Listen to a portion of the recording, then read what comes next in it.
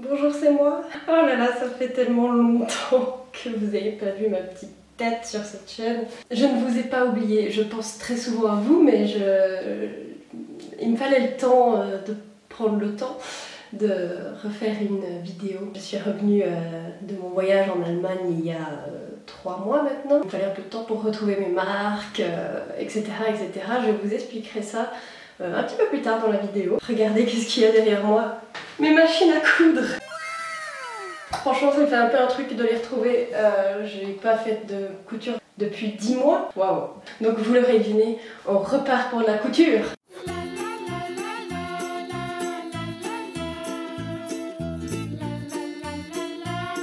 Vu que j'ai emménagé, j'ai retrouvé toutes mes affaires et donc tous mes habits.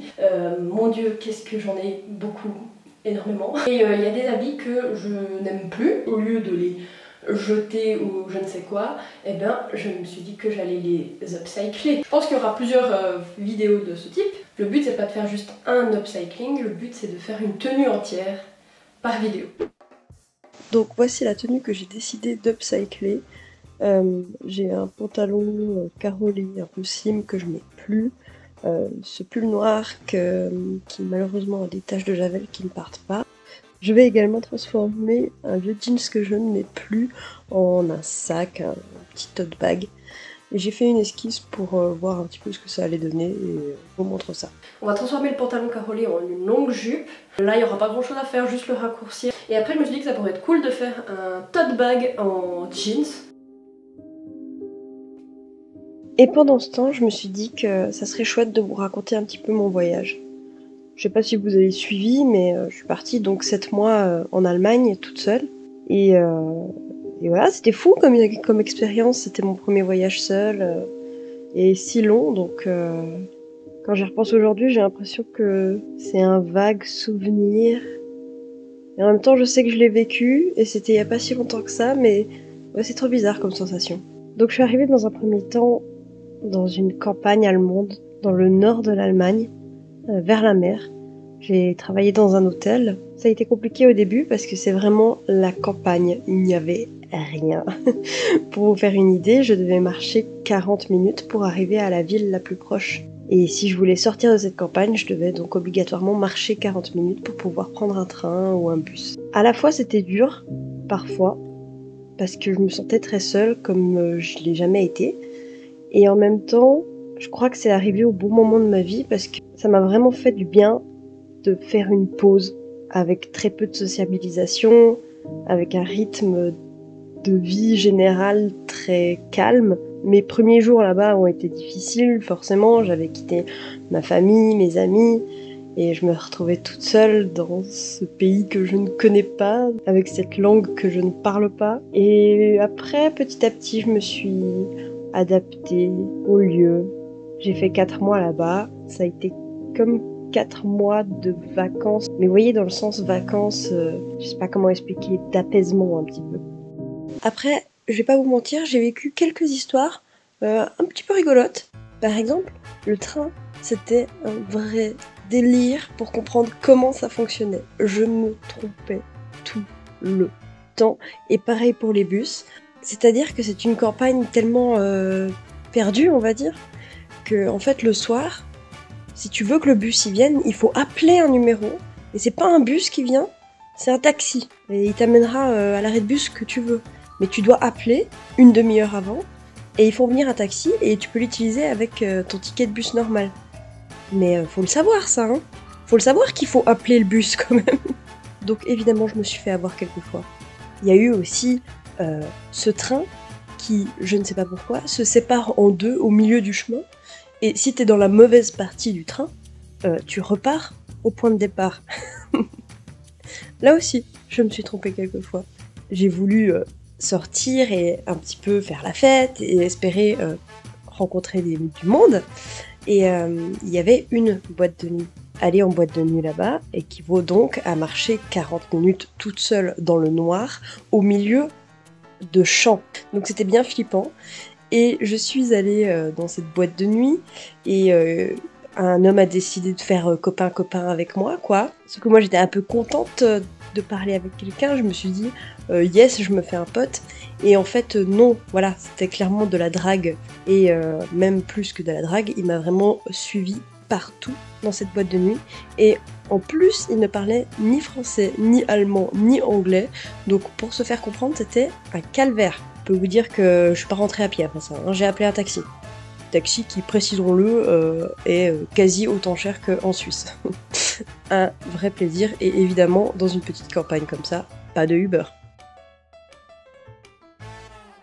Et tadam, j'ai fini la jupe. La voici, je vous montre porter un peu plus tard.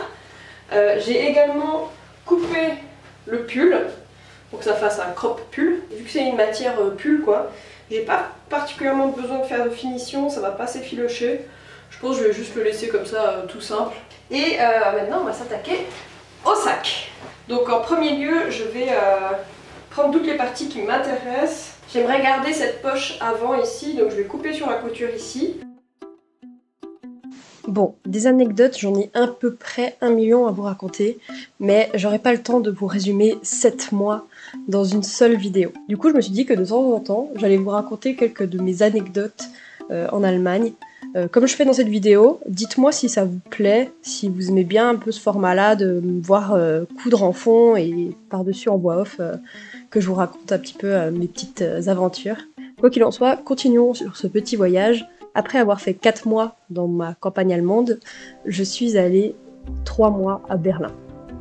Berlin, qui est donc l'opposé complet de cette petite campagne. Je suis passée du calme total de la campagne à la grosse ville bien bruyante, bien mouvementée.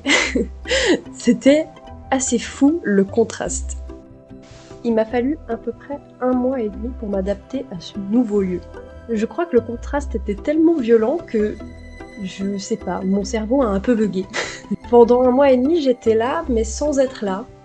Et après 1 mois et demi, là, j'ai commencé à vraiment profiter. J'ai rencontré des gens, je suis sortie en boîte de nuit, j'ai adoré Berlin. Vraiment, c'est ma ville d'amour. Après, honnêtement, j'y resterai pas vivre parce que, en fait, tous tes sens sont tout le temps en éveil, que ça soit l'ouïe, l'odorat, la vue. En fait, tous tes sens sont tellement en éveil et tout est tellement loin, c'est énorme Berlin, que en fait, j'étais épuisée tout le temps. Mais ça, c'est le cas pour tous les gens qui, en fait, vont à Berlin pour le voyage. Enfin, tous ceux que j'ai rencontrés, avec qui j'ai parlé, ils étaient tous hyper fatigués parce que c'est une ville hyper fatigante. De nouveau, des anecdotes sur Berlin, j'en ai à peu près 1 milliard à raconter. Bon, peut-être qu'1 milliard, j'exagère un peu.